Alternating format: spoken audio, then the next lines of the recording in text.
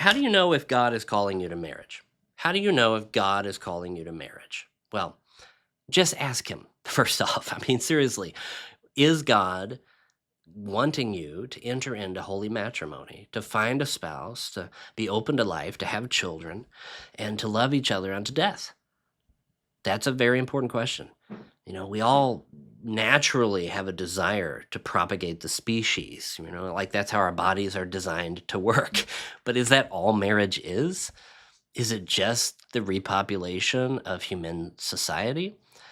Well, there is some level of truth to that, but it's not just creating another person. It's being open to God's plan for your call to self gift, to fruitfulness, to making a difference in the world, to leaving a legacy. Now, in holy matrimony, the clearest, most tangible, incarnational form of that legacy is the children you leave behind and the love that they felt from you throughout your time with them and the love that you shared with your spouse. There are many examples of couples who've made it for 50, 60, 70 years, and they have all kinds of children and grandchildren.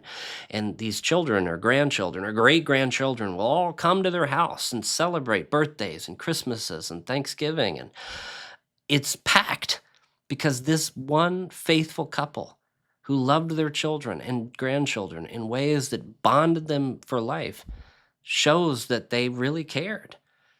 This is the kind of love that God could be calling you to. Now, how do you know? Well, there's all kinds of ways to discern this. And there are millions of, books and YouTube videos out there that will speak to this. So keep looking, keep searching. Don't just take my 2 minutes, but pay attention to your heart. But most importantly, pay attention to God's promptings on your heart. Don't just follow your heart blindly. Lead your heart.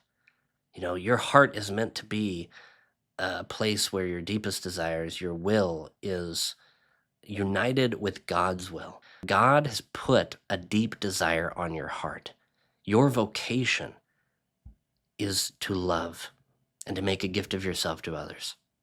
If you trust that as God's plan for you, keep moving forward. Of course, be open to priesthood or religious life. But if God is calling you to marriage, He will make that very clear in His own time. Enjoy this time of singlehood. Enjoy the season of friendship with whoever you meet, and let God lead you.